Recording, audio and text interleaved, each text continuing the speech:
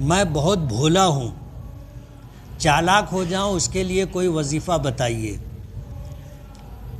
مومن شریف اور بھولا بھالا ہوتا ہے، بہت زیادہ چالاکی اور بہت زیادہ چترا پن اچھی علامت نہیں ہے۔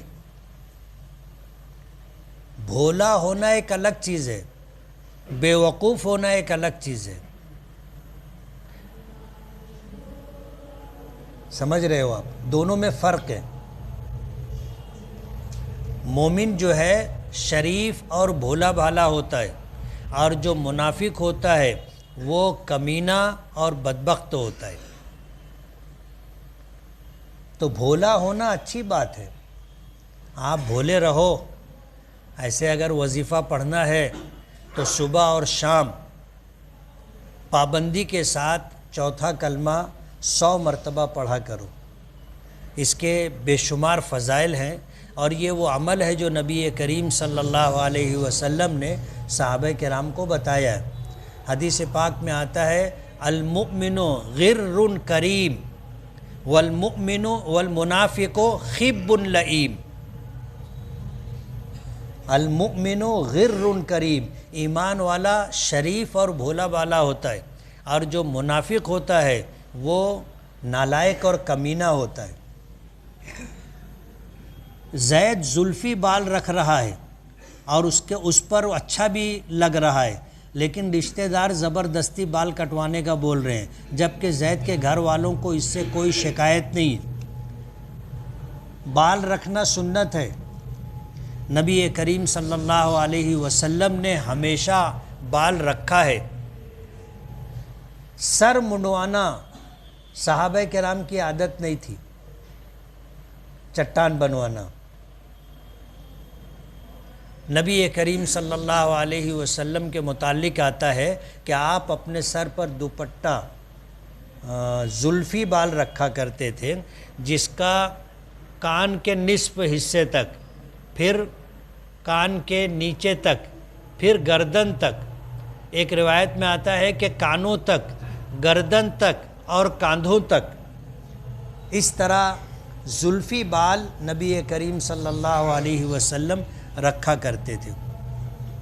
عمرے کے لیے جا رہے ہیں، لیکن مکہ مکرمہ سے پہلے مدینہ منورہ جانا ہے، تو کیا تب بھی میقات سے احرام باندھنا پڑے گا؟ اگر ہمارا فلائٹ، ہماری سواری مدینہ جا رہی ہے تو ہمیں میقات سے احرام، یعنی میقات یلملم سے پہلے بمبئی سے احرام نہیں باندھنا پڑے گا، ہندوستان سے احرام نہیں باندھنا پڑے گا۔ ہم مدینہ بغیر احرام کے جائیں گے۔ احرام کے ساتھ جانا مکہ مکرمہ کے ساتھ مخصوص ہے۔ اگر ہمارا سفر پہلے مکے کا ہے تو ہم کو احرام کے ساتھ جانا پڑے گا، اور ہمیں حج کا یا عمرے کا احرام باندھ کر کے جانا پڑے گا۔ اب جب ہم پہلے مدینہ پاک جا رہے ہیں تو ہمیں احرام باندھنے کی ضرورت نہیں ہے، ہم مدینہ جائیں اور مسجد نبوی اور سرکار کے روضے پر حاضری دیں، صلاۃ و سلام پیش کریں، اور اس کے بعد جب مکہ جانا رہے گا تو مدینے سے آنے والے جب مکہ آتے ہیں تو ذوالحلیفہ بیر علی سے احرام باندھتے ہیں، وہاں سے ہم احرام باندھیں گے۔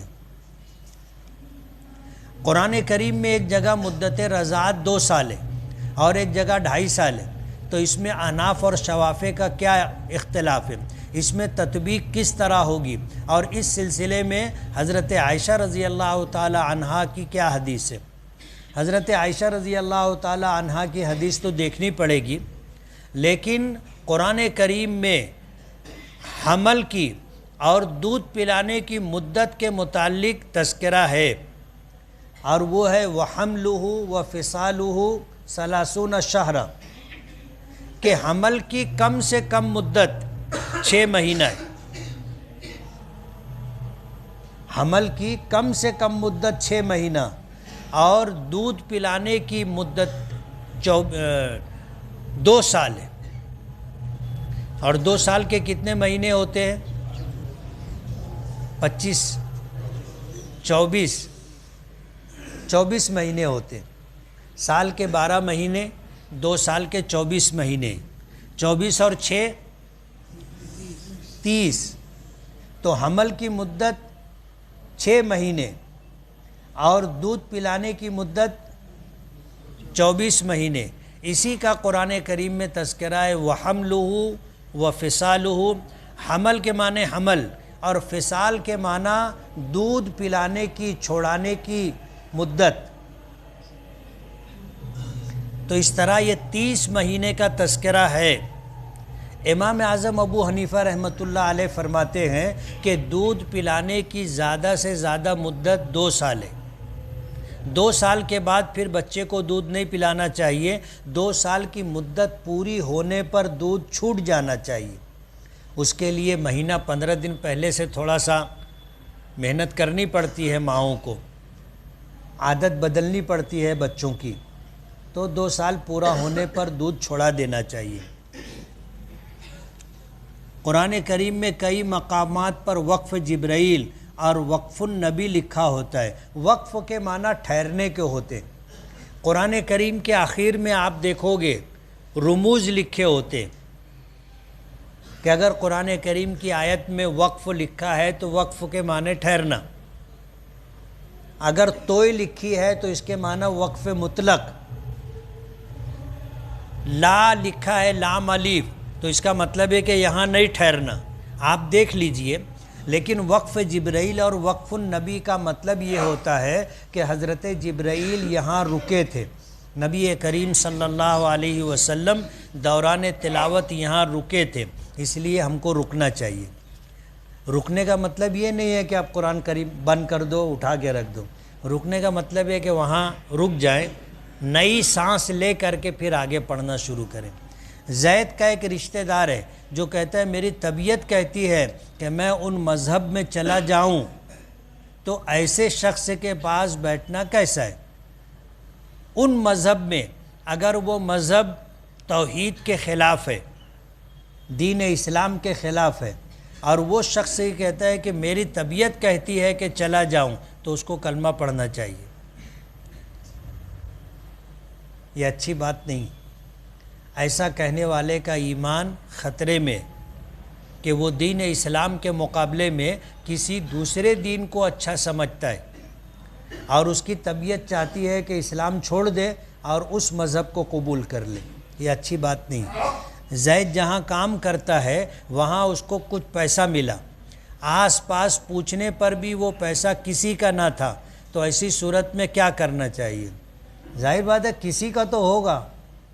ایسا تو نہیں ہے کہ وہ پیسہ زمین میں سے نکلا یا آسمان سے ٹپکا, کسی کا گرا ہوگا. آپ نے جس سے پوچھا اس کا نہیں ہوگا, لیکن ان کے علاوہ تو کسی کا ہوگا نا. اس لیے مسئلہ یہ ہے کہ اگر گری پڑی کوئی چیز دکھے تو نہیں اٹھانے کا. کیا کرنے کا؟ نہیں اٹھانے کا. اگر آپ کو یہ اندیشہ ہے کہ اگر میں اسے نہیں اٹھاؤں گا تو یہ ضائع ہو جائے گا, یا ایسا کوئی شخص اٹھا لے گا جو مالک تک نہیں پہنچائے گا, تو اٹھا لینا چاہیے. اب اٹھا لیے تو اپنی گردن پھنس گئی. اب اپنے کو یہ پیسہ مالک تک پہنچانا پڑے گا. بیٹھے بیٹھا ایک ذمہ داری آ گئی نا. اب اس کے لیے پھر یہ ہے کہ جو چیز ہم کو ملی ہے اس کی حیثیت کیا ہے. اگر وہ ایسی چیز ہے کہ جس کی ملکیت ہے وہ اس کو ڈھونڈنے نہیں آئے گا. جیسے آپ کو 10 پیسہ پڑا ہوا مل گیا, اگر آپ کا گرے گا تو آپ اسے ڈھونڈو گے, تلاش کرنے جاؤ گے. لیکن ایسا بھی ہو سکتا ہے کہ آپ کو سونے کا ہار گرا ہوا مل گیا, تو ہر حال میں جس کا ہے وہ ڈھونڈنے آئے گا. اس لیے اگر معمولی چیز ہے آپ اٹھاؤ اور اسے صدقہ کر دو, اس نیت سے کہ جس کا ہے اس کو ثواب مل جائے. اور اگر قیمتی چیز ہے تو پھر 2 بات, جس کی ہے وہ کتنے دن تلاش کرے گا, جتنے دن وہ تلاش کرے گا اتنے دن وہ چیز ہمارے پاس امانت ہے, ہمیں سنبھال کر کے رکھنا ہے، اور پھر اس کے متعلق ہمیں مالک کو تلاش بھی کرنا ہے، اور تلاش کرنے کی جو مختلف شکلیں ہوتی ہیں، جہاں ملا وہاں بورڈ لکھ دو کہ بھئی یہاں سے ہم کو سونے کا ہار ملا ہے، جس کسی کا ہو نشانی بتا کر کے لے جائے، اور جب وہ آئے تو اس سے پوچھو کہ تمہارے پاس اس کی تصویر ہے، تمہارے پاس اس کا بل ہے،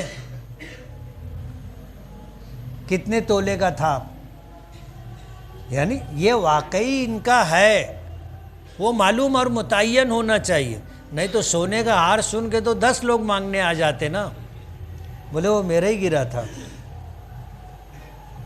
تو تحقیق کرنا ضروری ہے، مالک آ جائے تو اسے دے دے، اور اگر ہم نے اسے سنبھال کر کے رکھا اور اتنی مدت رکھا جتنی مدت آدمی تلاش کرے گا، اس کے بعد بھی کوئی نہیں آیا تو پھر اسے صدقہ کر دیں گے۔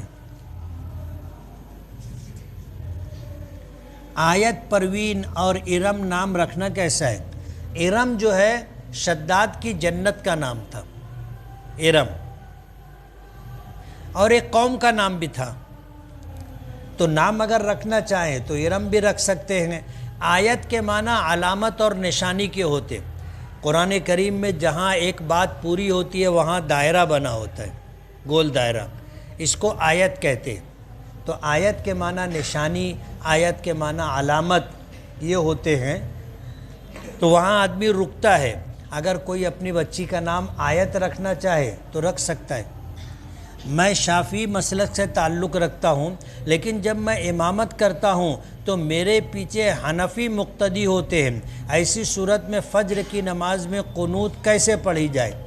آپ شافعی مسلک کے ہیں، یعنی امام شافعی مسلک کا ہے تو وہ اپنے مسلک کے مطابق نماز پڑھائے گا۔ وہ قنوت نازلہ پڑھنا چاہے تو قنوت نازلہ پڑھ لے، مقتدی اس کی اقتداء میں ہے، اس کے پیچھے ہے، اس کے تابع ہے، وہ اس کے ساتھ قنوت نازلہ پڑھنا چاہے پڑھ لے، سننا چاہے سن لے۔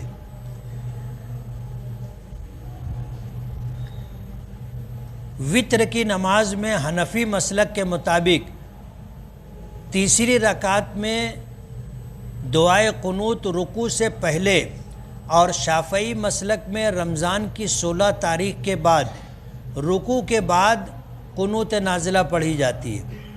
اگر شافعی اور مقتدی حنفی ہوں تو قنوت، دعائے قنوت کس طرح پڑھی جائے؟ امام اپنے مسلک کے مطابق پڑھے گا۔ اس کے الٹا بھی تو ہو سکتا ہے کہ امام حنفی مسلک کا ہو اور اس کے پیچھے مقتدی ایسے ہو سکتے ہیں جو کسی دوسرے مسلک سے تعلق رکھتے ہوں، اور فرق ہو سکتا ہے۔ اس لیے یہ کوئی اتنی اہم اور اتنی یعنی ایسی بات نہیں ہے کہ نماز متاثر ہو جائے گی، نماز ہر حالت میں ہو جائے گی۔ زید 15 سالوں سے سر درد کی بیماری سے پریشان ہے، بہت علاج کرایا مگر کوئی افاقہ نہیں ہوا، کوئی وظیفہ یا علاج بتائیں، مجھ سے ملاقات کر لینا، میں بتاؤں گا۔ نفل روزہ جمعہ کے دن رکھنا یا نہ رکھنا، جیسا کہ شب معراج کا روزہ کسی نے بتایا کہ جمعہ پلس سنیچر رکھ لو، کسی نے کہا کہ سنیچر پلس اتوار رکھ لو۔ پہلی بات تو یہ ہے کہ شب معراج کا کوئی روزہ مستقل تاریخ کے تعین کے ساتھ نہیں، ایسے رجب کے مہینے میں روزہ رکھنا نبی کریم صلی اللہ علیہ وسلم سے ثابت ہے، اور آپ کی عادت شریفہ تھی۔ آپ رجب کا تقریباً پورا مہینہ، شعبان کا تقریباً پورا مہینہ روزہ رکھا کرتے تھے، تو کسی تاریخ کے تعین کے ساتھ روزہ نہیں ہے، آپ رکھنا چاہو رکھ لو، ایک بات۔ دوسری بات، ہفتے کے دنوں میں جمعہ کے دن صرف نفل روزہ رکھنا مکروہ ہے۔ اگر آپ روزہ رکھ رہے ہو جمعہ کے دن کا تو تنہا جمعہ کے دن کا روزہ مت رکھو، اس کے ساتھ ایک دن ملاؤ، آگے کا یا پیچھے کا، یعنی جمعرات جمعہ یا جمعہ سنیچر، ایسے 2 دن روزہ رکھنا چاہیے۔ صرف نفل روزہ جمعہ کے دن رکھنا اور آگے پیچھے کوئی دن روزے کے ساتھ نہ ملانا مکروہ ہے۔ زید کو بیماری ہے اور کثرت سے احتلام ہوتا ہے، اور ہفتے میں ایک مہینہ اور ہفتے میں ایک مرتبہ اور مہینے میں کئی مرتبہ ایسا ہو جاتا ہے. ڈاکٹر حضرات کا کہنا ہے کہ شادی تک اسی طرح رہے گا. ڈاکٹر لوگ کی بات صحیح ہے، آپ اس کا علاج کرواؤ. اس کا علاج ہے، یہ لا علاج بیماری نہیں ہے، لیکن اس کا ایک نمبر کا علاج کیا ہے؟ شادی. اگر آپ کی عمر شادی بالغ ہو گئے ہو، شادی کی عمر ہو گئی ہے، والدین سے کہو کہ میرا نکاح کر دو، اور دعا کرو 2 رکعت نماز پڑھ کر کے روزانہ کہ اللہ مجھے نیک سیرت بیوی عطا فرما. خوبصورت مانگنا ہو تو مانگ لینا، لیکن نیک سیرت مانگنا. نیک سیرت بیوی اگر کسی کو مل گئی تو اللہ نے اس کو دنیا کی بڑی نعمت دی. حدیث پاک میں آتا ہے کہ جس شخص کو اللہ پاک 3 چیزیں عطا کر دے، گویا اللہ نے اس کو جنت دے دی، دنیا ہی میں جنت دے دی. ایک وطن کی روزی. اپنی پیدائش مالیگاؤں کی ہے تو مالیگاؤں میں اپنے کو روزگار مل جائے. روٹی روزی کے لیے مالیگاؤں اور پھر مہاراشٹر سے باہر اور پھر انڈیا سے باہر نہ جانا پڑے، مالیگاؤں میں اللہ روزی دے دے. دوسرا کشادہ مکان. کشادہ مکان، جس کے پاس کشادہ مکان ہوگا، جس کے پاس کشادہ مکان ہوگا اس کا دل بھی کشادہ ہوگا. بڑے شہروں میں جاؤ جہاں فلیٹ سسٹم ہے، 1 بیڈ روم ہے یا 2 بیڈ روم ہے، آدمی وہاں مہمان کی حیثیت سے گیا کہ وہ سب سے پہلے کیا پوچھتے ہو؟ کیوں آئے ہو اور کب جاؤ گے؟ کھلانا مشکل نہیں ہے، لیکن رات گزارنے کے لیے جگہ دینا آدمی کے لیے بھاری ہوتا ہے. اور اگر کشادہ مکان ہے تو آدمی آ گیا تو آدمی کو خوشی ہوتی ہے، آئیے آئیے آئیے، بہت دن کے بعد آئے، لمبا رکنا پڑے گا. تو مکان اگر کشادہ ہو تو دل بھی بڑا ہو جاتا ہے، دل میں کشادگی آ جاتی ہے. اور تیسری نعمت نیک بیوی. اللہ جس کو وطن کی روزی، کشادہ مکان، نیک بیوی دے دے، گویا اللہ پاک نے اس کو دنیا میں جنت دے دی. بسم اللہ الرحمن الرحیم.